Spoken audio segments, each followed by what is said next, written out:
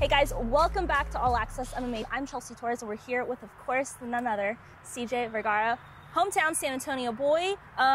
You just won 274 at UFC 274 in Arizona. Let's start here, though. When you talk about the fight against Kleydson Rodrigues, what was the mindset? What was the strategy going into this fight? Specifically with Kleydson, it was put the pressure forward on him because in every fight that he's been in thus far, he plays the bully role where he makes you back up. So if we didn't give him that opportunity to be the bully, we would create a sense of panic in him, which would open up mistakes, which would give me opportunities to land my strikes, pushing him back. And it started to work. I took some damage in the first round, but I didn't really feel too threatened by his power. His attacks weren't really hurting me, so to speak. So I was comfortable enough to continue pushing forward and looking for my powerful shots to start to tire him out into the later rounds. And you really were able to take some control on the ground, get on top of him, and I mean, you had some good ground control. Of course, you had some good defense also, but what was your thought process, especially in that calf slicer? So I was, that's the only part of the fight that caught me off guard a little bit. He never really takes a jiu-jitsu approach. I think that because of the pressure I was putting forward on him throughout the fight, though, he had to revert back to what he was most comfortable with. Ultimately, I believe he's a jiu-jitsu black belt, so he reverted back to his jiu-jitsu. And that calf slicer position in particular, I actually had just hit him with a really nasty body kick, and he folded from that. And I fell into the bad position and found myself in the calf slicer. It was pretty painful, but I'm flexible enough to just kind of stay patient in that position and wait for my hips to allow me to get out of it. It felt like I was in there for a couple minutes, and when I watched the film back, it was about 30 or 40 seconds, but time is relevant inside of that octagon. And we were talking earlier, your knee is fine, you feel okay? Yeah, 100%. Like I said, I thank my flexibility for that. If not, I think that if I was any less flexible, I probably would have tapped to that because it was pretty painful, but bearable enough, you know? And yes, no injuries to my knee. You talk about he was a bully, but I've noticed in your last few fights, you really put on that pressure in the octagon. Is that something that you've just always done, or have you learned that over the past few fights? I've always been a pressure fighter, but as I've progressed in my career, I've noticed that there's not a lot of fighters that can withstand constant pressure. I always go back to what my boxing coach James Lay has told me over the years: is if you try to make anybody run a mile backwards, and they're going to get tired halfway through, because we just don't ever train moving backwards as much as we should. And it's just an unnatural movement to have somebody making you move backwards during a fight. So I've adapted that more and more as my career has progressed. Now, with that being said, if I ever do come across a fighter that can handle that pressure, I'll make adjustments as I go. But until then, I plan on continuing to be that pressure fighter. Did you expect this fight to go the way that it did? No. We run these scenarios in our head over and over and over and over. I really wanted to finish Kleydson, so I anticipated that I would be able to let my hands go more than I did, and that's the main critique I have, is that I just didn't allow myself to fully commit to throwing punches and combinations and letting go more than I wanted to, and more than I did, actually. So when I look back at the fight, there's a lot of things that I want to change. However, I did learn a lot about myself, and I was able to adapt and overcome hard positions. So I do feel good about the fight once I went back and watched it. I know that you really focus, when it comes to like preparing for the fights, you really focus a lot on visualization. Mm-hmm. Can you talk us through that? What is that process like? For sure. So it's a bit of an obsessive process for me. Once I know that I'm fighting, I try to put myself in every single position, from getting onto the airplane to head to wherever the fight's going to be, to imagining what the weather's going to be like, to imagining what the check-in to the hotel is going to be like, because all of these little things that lead you up to the fight can have an impact on how focused you are getting into the octagon. And for me, I want to remind myself that every little step is just as important building up to the fight itself. And then, of course, I picture how hard the weight cut's going to be. I picture the face-off, I picture the interviews, I picture the walk to the ring, my music, how cold it is in the arena, the lights, all of that before I even get to visualizing the fight itself. And once the visualization of the fight begins, I mean, I'm running a million scenarios in my head every day, talking with my team, whether it's my brother or my coaches, asking them what happens if this and what do we do with that, and constantly trying to find different angles so that when I get in there, nothing surprises me. Mentally, I'm sure a lot of fight fans know that for an athlete like you, this sport is so straining, really, mentally and physically, right? But when it comes to this fight, as opposed to the one at MSG, what did you do differently? I did a couple things differently. Number one was I withdrew a lot from social media. I had a lot of media obligations leading up to the MSG fight, and I feel like I was engaging a lot with people, and I realized that where I am in my career right now, the main focus for me is just stringing together a few more wins. And with that, more media obligations are going to come. So I withdrew myself from that. That was number one. Number two, I just felt more comfortable stepping into it because the UFC is such a machine. And when you first get into that first show, you don't realize how many obligations you have fight week, from hair and makeup to photo shoots and interviews and check-ins with the Performance Institute and poster signings, and it all just unfolds so quickly that if you're not accustomed to all these things, it can kind of catch you off guard, which it did somewhat at Madison Square Garden. And that's not to say that it had anything to do with my loss. That was my performance that led to my loss. But the mindset going into this fight versus the last one, this one, I already knew what to expect from the UFC and from the experience. So stepping into this week without feeling distracted by any media obligations or putting too much attention into my social media output, just focused on training, my nutrition, and my game plan. Keeping it simple. Exactly. Taking it back to basics, treating it like your first project. And when you say media obligations, like here in town or just in general media obligations? Yeah, so for the Madison Square Garden fight, I had the UFC follow me for an episode they were running on Fighters from the Contender Series. It was called Contender Series Next Level. So it was a couple of days where it was just completely obligated to media obligations, interviews and cameras around. And with that, I also did a few podcasts leading up to it and things like that just, for me, I'm such a, like, as much as I can multitask, I tend to like obsess over one thing at a time. So I would really pour myself into something. And I just feel like I just put too much attention into putting my story out there last time. I feel like the story's going to unfold as the fights go on. What do you want people to know about you now that they don't know, maybe? You know, when I think about my story and I think about how I got to this point, I think about just how much I had to overcome just to make it to this spot where I am right now. I've talked about this before, but I had a string of injuries early in my 20s that prolonged how long it took for me to get to the UFC. But knowing that your goal and knowing that your vision is going to come to fruition as long as you continue to stay that course every single day, regardless of how bad the external circumstances are, is what I'm putting out to everybody that I meet.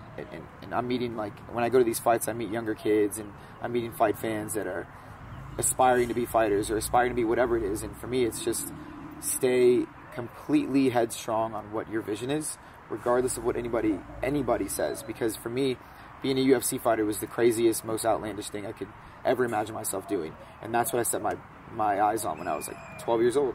And I'm 30 now. And so it's like people say, you know, yeah, it took 12 years to become an overnight success, I guess, you know?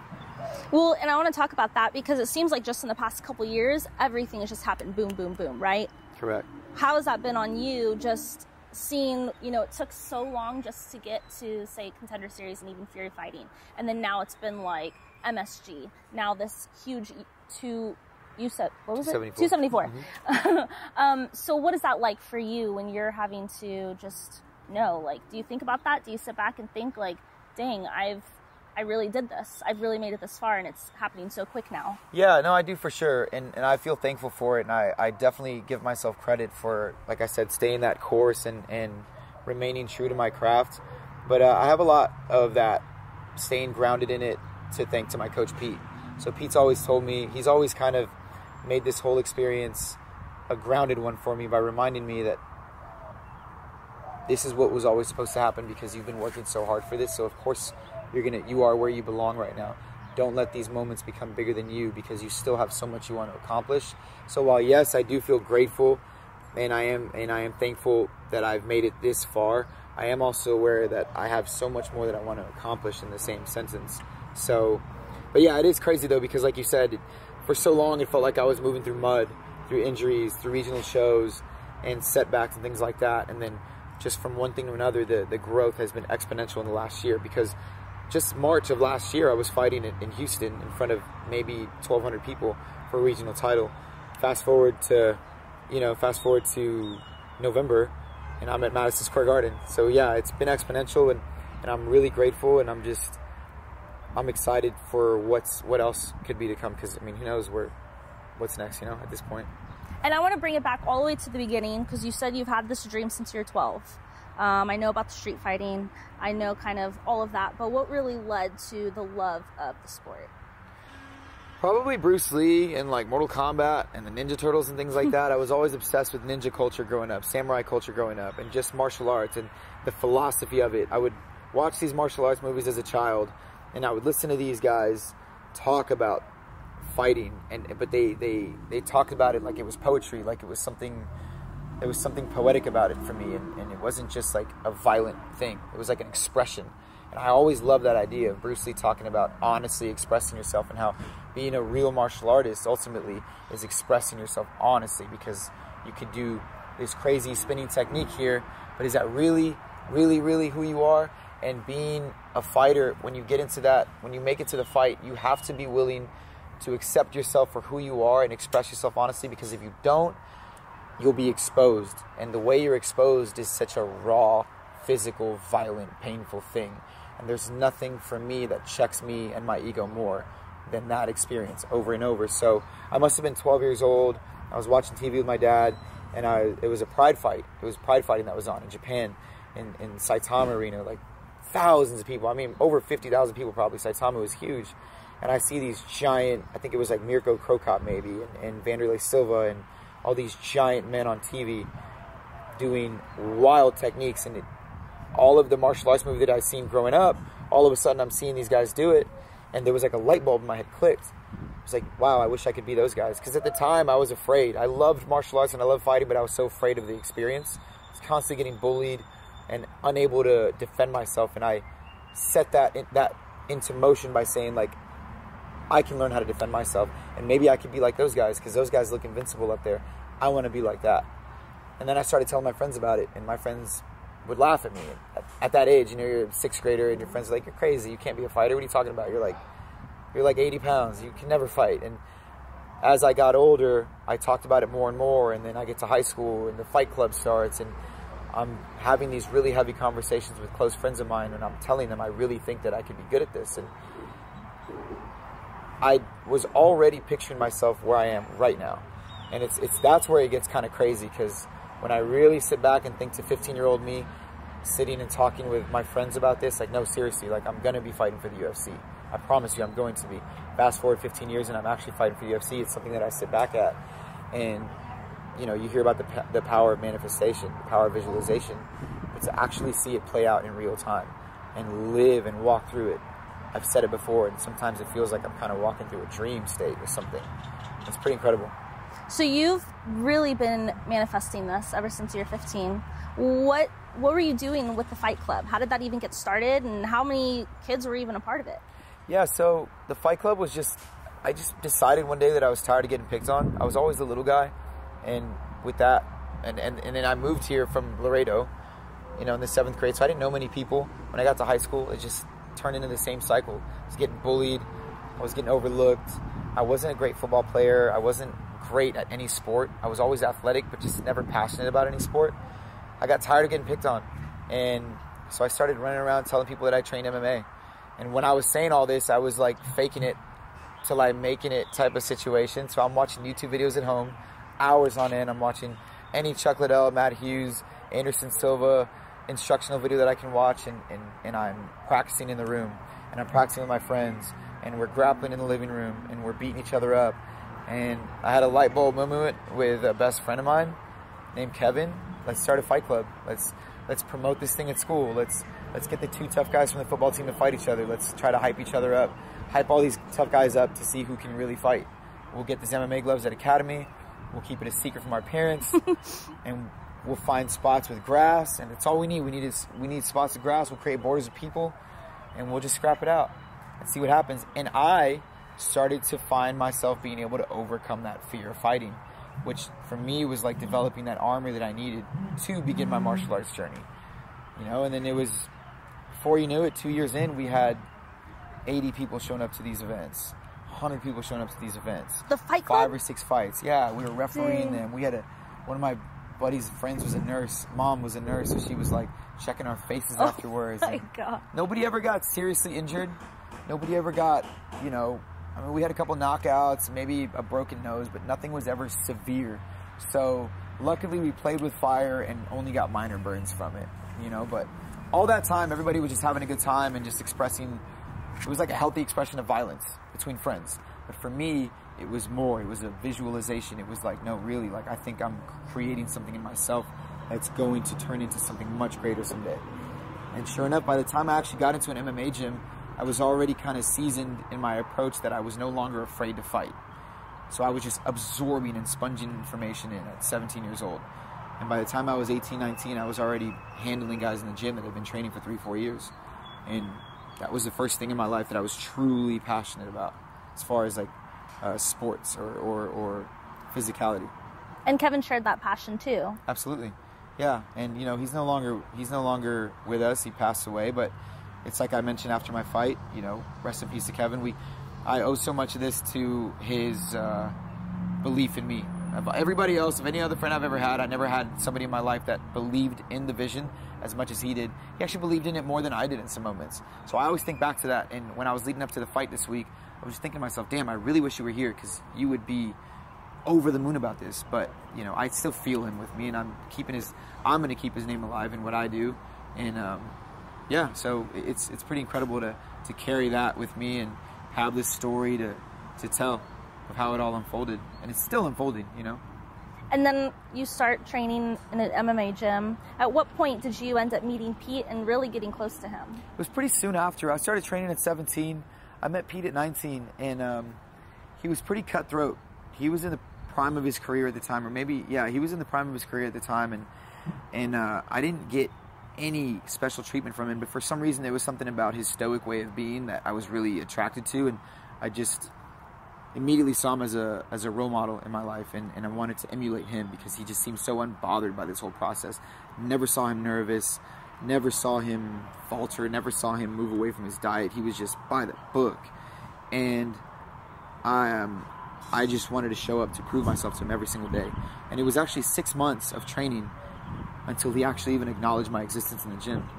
And I think that for so many people, that instant gratification and that wanting to hear that you're good before you're actually good can be a detriment in a sport like this, where so much is on the line.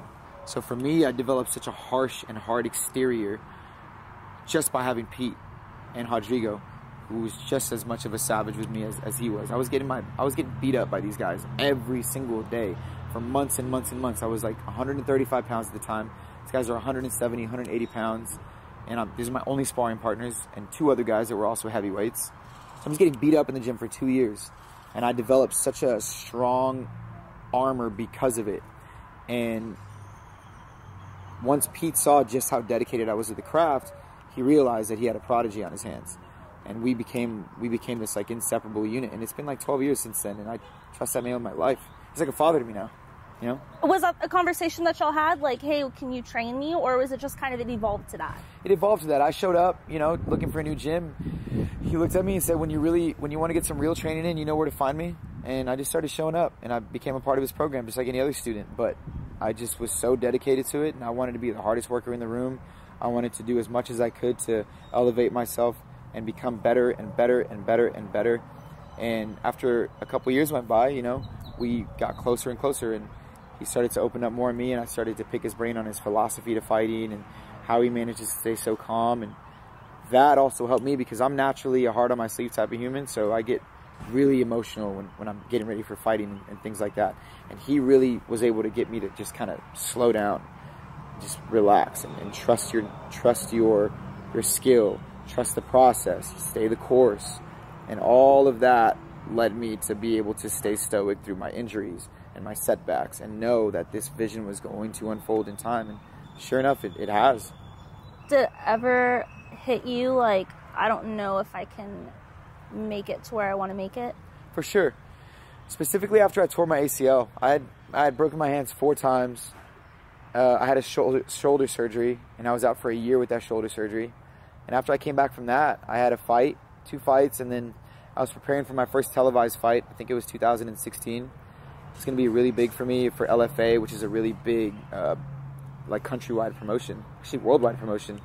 And they were going to televise me. They wanted to market me and promote me. And in a week before that fight, I tore my ACL completely. And it was so devastating for me because I felt like I had already paid my dues. Like I've already paid for it with injuries. I've already paid with my body, and I'm ready to succeed now.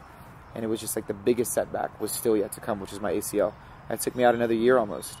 And I remember what was so rough about it was that I couldn't walk straight for like 4 months. It was painful to walk. And I couldn't bend my knee. I couldn't sit to grab things, much less work out, much less train. And I had developed my entire ego and existence around fighting, that I didn't have any other identity. So I started to feel I was getting anxious, and I was like panicking on days, just wondering, what am I going to do with my life now? I know nothing else. And there was a couple times where I wasn't sure. I would cry. I'd sit in the gym and watch everybody train and just feel so separated from it. And Pete was the one that pulled me from that. 9 months after I got cleared, I was afraid that I would hurt it again. And he was like, hey, there's a fight in 2 weeks at 135, which isn't even my weight class. He was like, you gonna take it? And I was like, I don't know, man. I don't know if I'm ready. And he said, well, you got to figure it out, because maybe this isn't for you. And I remember when he first said that, I was like upset with him for saying that. I was like, why would you say that? You know, almost that offended. I'm not in a good, yes. You know that I'm not in a good mental space. Why would you say that? But, you know, it just goes back to him being such a mental ninja. He knew that saying that would make me want to prove to him that I still want this. So I took a short notice fight on 2 weeks after being out for 9 months, and I trained for it for 2 weeks, and I lost the fight. I got choked out in the first round, but he got me back in there, and that loss made me hungry again to fight. And that loss is what actually set a complete different path into my career in emotion. And after that, it's been just steady up, you know? So now I know that, yeah, maybe I'll get injured again someday, but the body heals. And as long as the mind stays with it, the body's always going to heal. So I feel like no matter the setback, I can stay fast. And I can hold off and just stay the course. And it's a lot to do with because of Pete's approach to coaching me up, not just physically, but also mentally. You were saying earlier, I mean, as a lot of people know, the smaller promotions, they don't pay a whole lot, right? And then if you're in the gym, however often that you're in the gym at that time, I mean, what were you doing? How were you able to survive and just kind of keep going and still be able to train? Yeah, I had jobs. I mean, I held jobs. I was serving. I was walking to. It was a time where I didn't have a car. I would walk to work. I'd walk back. I'd catch a ride to the gym and train at night.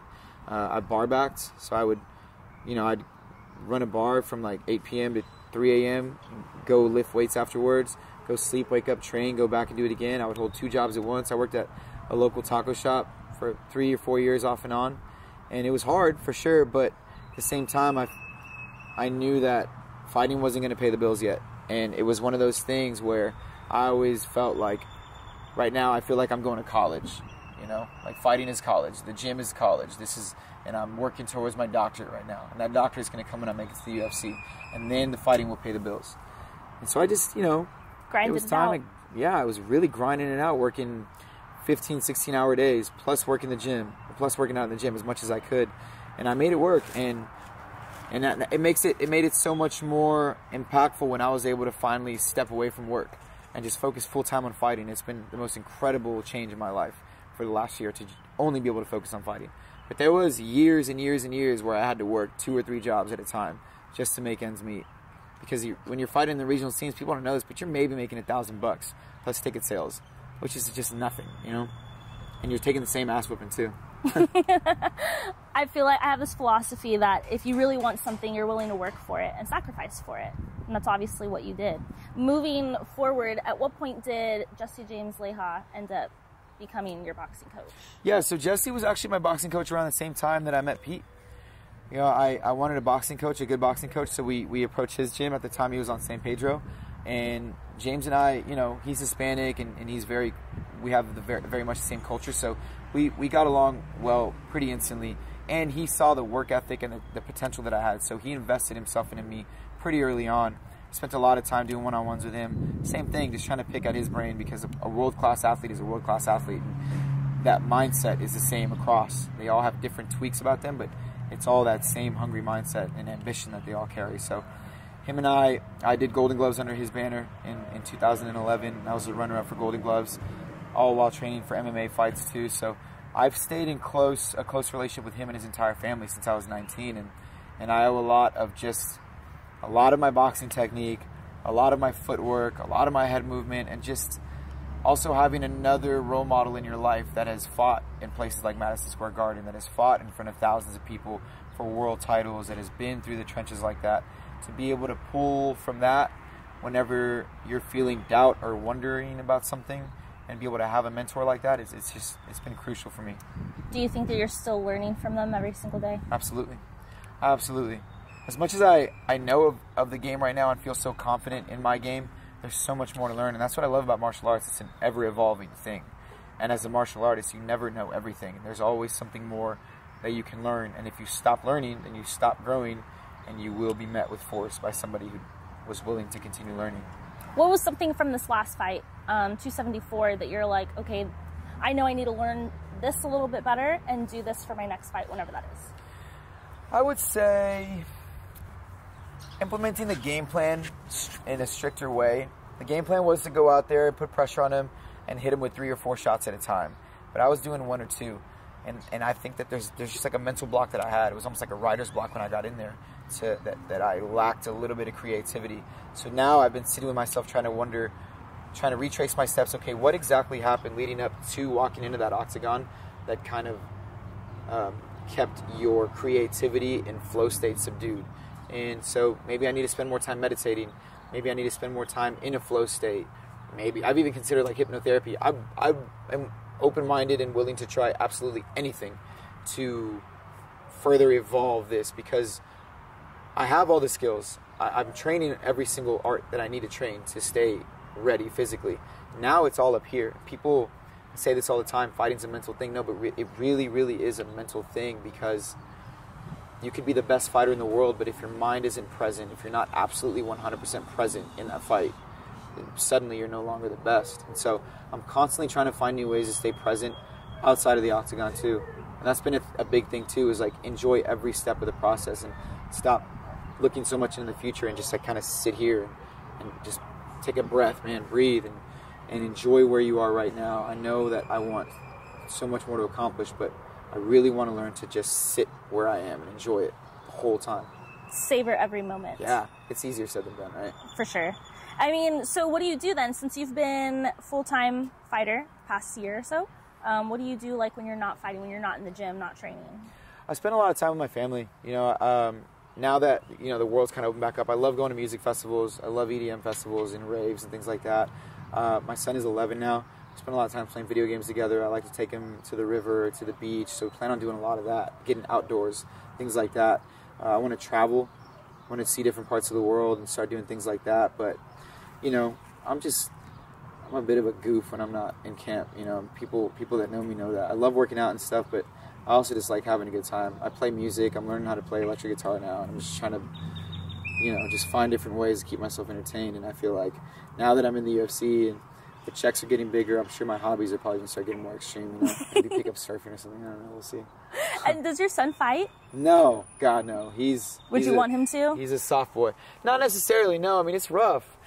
He's trained. I had a kids MMA program that I taught for 2 years, so he trained under me, and he does strength and conditioning workouts with my coach, and I'm gonna have him doing boxing lessons and kickboxing lessons. But as far as fighting, I don't see him having the bones for it, and I don't necessarily want him to. You know, I'm like, look, man, this is really my journey. This is my passion, and I'm just looking forward to seeing what his passion is when it unfolds, and just kind of pushing him in that direction. If it happens to be fighting, I feel like that's going to give me a lot of stress and probably heart issues at some point. If he wants to be a fighter, that would really stress me out. But I'll stand behind whatever that kid wants to do, you know? And I think it's really cool that his dad is doing something that's such a passionate project for him that he made a career out of. And not a lot of kids' dads do that, you know, because it's easier said than done to chase what you love. A lot of times we fall back on what's safe versus what we really want to do. And I just never did that. And he's seen that, and he was in the crowd at Phoenix, and he watched it all happen, and like just looking at his face afterwards, and just like the awestruck look about him, just kind of did exactly what I needed it to do. Not so much to like pat my ego or anything, but just to see that light bulb in his eyes click, like, whoa, Dad, you really are doing what you love, and there's a lot of people here. This is crazy. And I'm like, yeah, I know, it really is, and you got to do something, buddy, because like I'm doing something, so you're going to do something too. I don't know what it is, but... Is there anything that he's passionate about right now? You say video games. For sure. So he loves video games. He wants to stream, and I think that's so interesting that like this generation is like, there's like a realm of streamers coming out, and I'm all for it. I think it's really cool. I think it'd be really fun to see him stream and maybe vlog and become like some sort of an influencer and something. Who knows, you know, but I would support that 100%. You know that kids can actually get scholarships now for video games? No, I didn't. Yeah. Like so universities? A&M San Antonio, they have an actual varsity team for What? video games. Yeah. And I never knew that. And to be on, they have like maybe 50 players right now, athletes, on their athletes, team. huh? I'm sorry. No, I should say no. athletes. But yeah, you can get scholarships. I mean, look. And they're not the only school, there's others. People that don't know video games, of course, are like, you're just a lazy gamer, but it's like, no, it takes a lot of mental strain to sit in front of a screen and like stay tapped in with guys that all they do is play video games. I get starched when I jump on a game with Logan immediately. Like I'm out of the game within like 30 seconds. I don't even like playing. What do y'all play? I'm nasty at Rocket League. Like Rocket League is my game. And I didn't play much this past fight camp because I just cut everything else out and just focused on fighting. But I mean, I'm pretty nasty at Rocket League. But as far as like Call of Duty or any of those other games, like I'm just not. It's not my thing.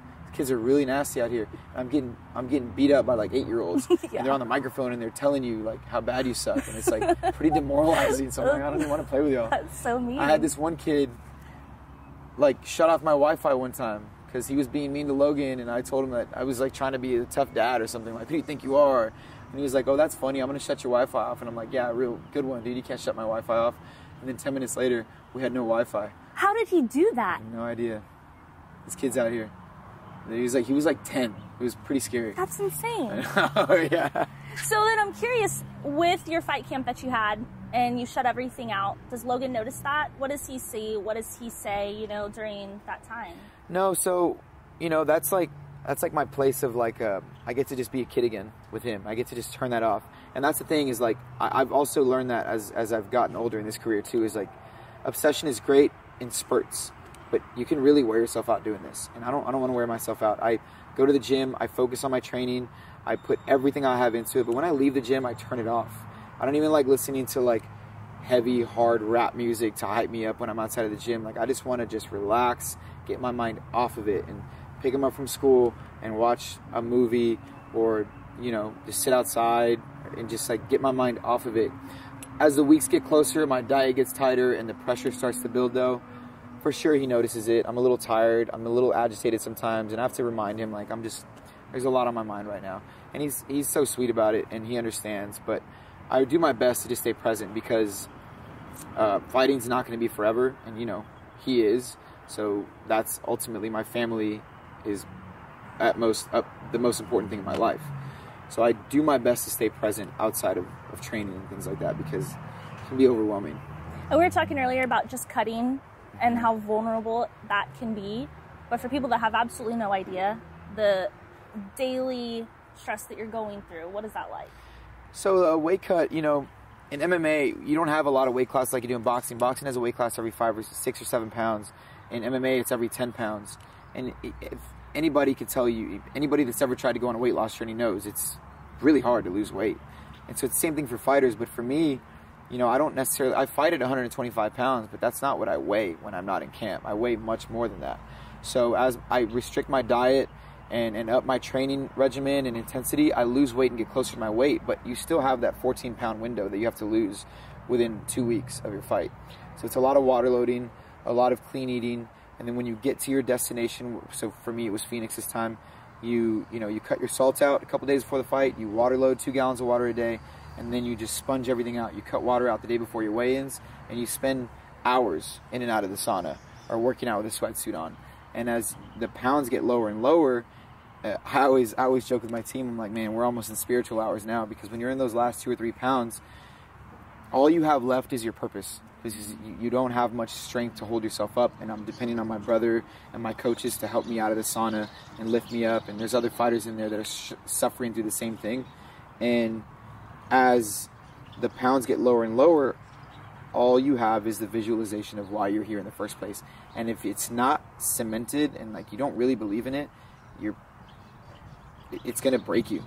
And that weight cut process for me is such a spiritual and like ritualistic thing to earn the ability to be able to make that walk into the octagon. I feel like you lose all this weight, but you also lose a lot more with it. You just like lose any other doubt, any other fear, anything else. You're like shedding pounds and you're shedding parts of yourself that you don't need. And then when you rehydrate, you come back. They say like the hard part is over, now we get to have fun. So you rehydrate, you feel full again, and now you get to make that walk, that proud walk, knowing like I suffered to get here, and I'm willing to die right here where I stand. And it's pretty intense, but it's a primal experience for me. No other feeling like that. I feel like no other sport really has that. No. And so what I tell people is like, people that were here at Woodrow's for the fight are telling me like, yo, it was the most intense sporting experience I've ever seen. And like, maybe that's an exaggeration, but for the time being, it really is, because if you take a Super Bowl game or any basketball game or any baseball game, any of the greatest games ever, it's extended over hours. But you take those hours and you condense it into 15 minutes and you make it a fist fight with two guys that are like world-class level athletes. You have a level of intensity that's never going to be matched. That's why Dana always says, you go to a UFC fight live, it's going to be the best sporting event you've ever seen, because you're going to see the most jaw-dropping techniques, knockouts, submissions. You're going to see guys bloodied up, broken nose, spitting out blood, and still getting off that stool, yelling, wanting more. And it's the craziest, most gladiatorial thing you've ever seen in your life. Even for me, like after I fought and I go back and I sit in the crowd and I'm watching these guys like Michael Chandler fight, I'm like, these guys are crazy.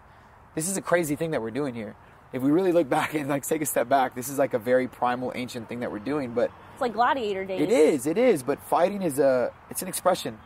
And as much as it's a counterculture thing, violence is violence, and like a healthy expression of violence is necessary, I think, in culture. And I think that without it, it's the reason why I feel like so many people walk around with so much pent-up, ill-placed aggression.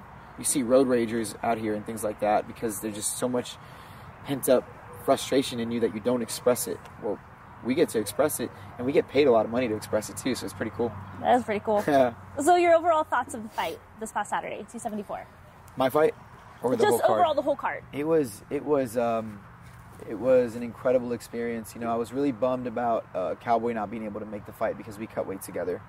So I was really bummed that he wasn't able to fight. But from start to finish, I thought the card was amazing, and the crowd made the fight so great. The Phoenix crowd was different.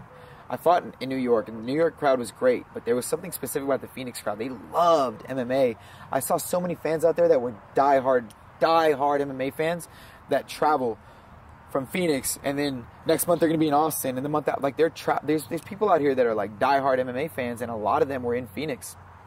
And they know your name, they know where you train, they know your coaches, they know your regimen, they know everything about you. It's so crazy. And then, you know, it's like that Michael Chandler knockout, for instance. Like my jaw dropped for like 5 minutes. I couldn't believe it. And then the main event, Charles Oliveira going out there after controversial weight loss, which, you know, there's issues with the scale, and just to see him still step up with that level of intensity, it's just, and being a part of that card and knowing that I was in that card, and I actually got word from the matchmaker that I almost got fight of the night. So knowing that like my fight was that impressive to the crowd, and just hearing the crowd's reaction to it, it was just such an incredible night for me to be a part of.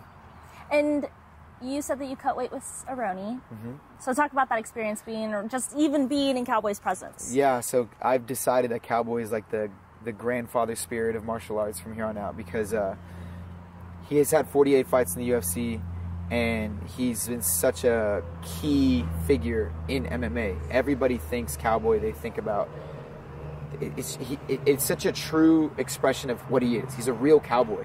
He's just out here might as well carry a 6-shooter on his hip everywhere he goes, because he has that attitude, and he's just fully accepted his greatness and the level of where he's at, and there's just a level of contentment about him that I'm striving towards. And to be able to cut weight with him and suffer with him through it, and even though he's had so many fights, the weight cut for him is just as hard as it ever was. So, you know, it was an impactful thing to be able to share that with him in that sauna in those hours, and just listen to him keep a good attitude about it the entire time. We had some really cool conversations. You know, it's funny, we actually almost got into a fight with some dude that was in there trying to tell us how we should be cutting weight. I mean, it was just a lot that happened in those few hours that is like, I feel like I made core memories inside of that hot box. And so, yeah, I got invited out to the BMF ranch, so we'll see how that goes. That would be so cool. Yeah, I know. I'm gonna hold him to that. So what's next for you? What can people expect? I'm taking a few days to let my body heal. I'm going to be in Vegas next week to go to the UFC Performance Institute and be seen by the physical therapist there to get my body, make sure I get everything healed up and massaged out. I'm going to see the strength and conditioning program there to see how I can optimize my performance. And then I'm going right back to the gym. I have a 30-day suspension because of the contusions I had in my face. I have 2 more fights left on this contract, and I'm going to make sure that I get 2 fights out before the end of the year so I can move on to my next contract. And so, you know, I've discovered that there are deeper efforts that I can reach into from different levels in different areas, and I am excited to reach those deeper levels and become a better martial artist. I'm becoming more confident with my abilities too as I grow. And so I think that I'm going to be one of the most exciting fighters the flyweight division has ever seen, by far. A fighter you want to fight next? Anybody in particular? Right now, no. Right now, I'm doing a brick by brick situation. I'm in the first portion of my contract, so the pay isn't good enough to be calling out top 10 guys. My dream fight is Kai Kara France, and I keep saying that. I keep saying that. I think that would be the coolest fight because he's such a banger. He's such a smart fighter as well, and he brings it every time. And so that's my dream fight. So that's what I'm working towards, you know. It'll be some time, but I'll get there. And if you could tell your 15-year-old self anything, knowing what you know now, what would it be?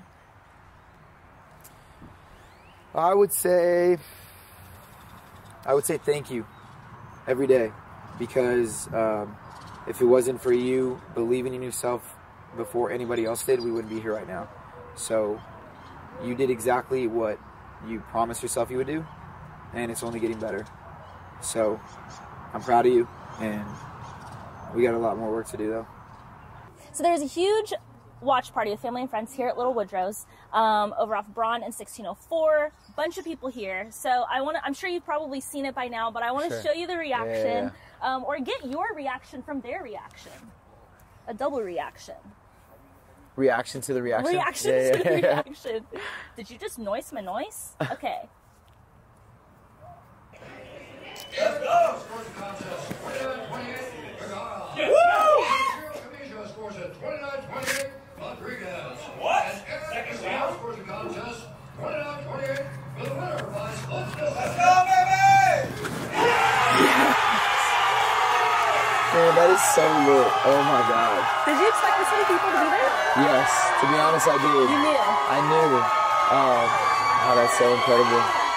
That really is. I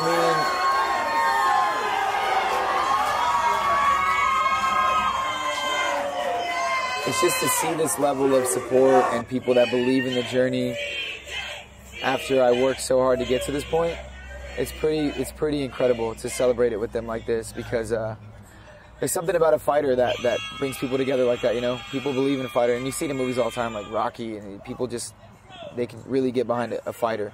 And I have a lot of friends and family from the town. I've lived here for 15, 16 years, so to see this unfold the way it did, and for Little Woodrow's to put so much effort into making it happen. We knew, because when they made the post about it on social media, it blew up.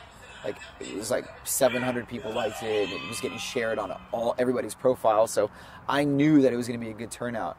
But to be able to watch the video of the reaction in real time, it was so incredible. They have your face everywhere. I know, it's really cool. It's really cool, and this is a really cool spot. I love this place. I've always liked Woodrow's, and they work with fighters. So like they always do meet and greets in Houston with Derek Lewis and stuff like that. So I'm excited that I'm creating a relationship with Woodrow's here because it is a fight-friendly culture, and with more fights coming in the future, you know, it'll also be like something that we can exchange off of. I'm going to bring a lot of people here. People watch fights. People drink beer when they watch fights, which makes the bar money. And, you know, they bring me exposure, and we just create this really cool relationship with each other to do a lot of fun events here. What would you say about the fight culture here in San Antonio? Man, it's like I said earlier, San Antonio it's like a city built on battle, you know? And, like, literally. There's a lot of Necio people in San Antonio. San Antonio loves fights, and they love fighters. And I think that to have a fighter, I'm the only fighter living in San Antonio right now that's active on the UFC roster. I'm the only one. And I'm really proud to say that. I think that as my career goes on and I climb these ranks and my exposure and popularity grows, I can really see this city, the entire city, being put on notice to having a fighter from here. And just like the way they got behind James Leija, I feel like is the same way they're about to get behind me over the next couple of years. What do you think about the flyweight division right now? It's super exciting. It's the most exciting and slept on division, but people are starting to wake up to it. I think that the Mighty Mouse era was a bit of a sleeper era because he was such a dominant force that it was just almost too easy, and it just didn't bring a lot of excitement. And there wasn't a lot of guys that brought personality and like promotion to it. And now I'm seeing like there's like Brandon Royval and Kai Car France and even Figueiredo. Like these guys, like they got attitude. You know what I'm saying? They got a personality. But yeah, they got some swagger to them. They're yelling on the mic and things like that. And I'm one of those guys. You know, I got a big personality, and I'm gonna talk, and I'm gonna fight hard, and I'm gonna bring exciting fights. And so I think that the flyweight division is about to become one of the more sought-out, popular divisions in the game, and I'm excited to be a part of that wave. Seeing reactions like that, does it still surprise you? And like you said, when you're in Arizona and people, you know, the fans, they know everything about you. Does that surprise you still? It does. It does for sure. I have people reaching out on my Instagram from Australia, from Mexico, from Colorado, from New York, and it's for sure. Every time it happens, it's like it's humbling because I do what I do because I love it, but also what I do just so happens to be a very like exposed sport. And so I consider myself an artist. Like I feel like artistic in my approach, like a creative human being. So I'm just expressing myself out here in the most vulnerable and raw way that I can and always will. So to have people invested in it makes me feel like, you know, I'm making an impact. And I love that. I love that idea of making an impact through your work. CJ, thank you. Thank you. It was a nice conversation. Yeah, this was so fun. Yeah, it really was. I learned a lot about you. You really did. I don't know anything about you. All right, guys. Well, that's it. Talking here with CJ Vergara. How can people follow you? You can find me on the gram at CJ Vergara 91. You can find me on Twitter at CJ Vergara 1991, and also on Facebook. Okay, guys. I don't have a LinkedIn though, so. I don't think that's necessary these days. Guys, you can follow more on All Access MMA, YouTube, social media, Facebook, Instagram. So make sure you follow us, and thank you again. Thank you. This was fun. Yeah, it was.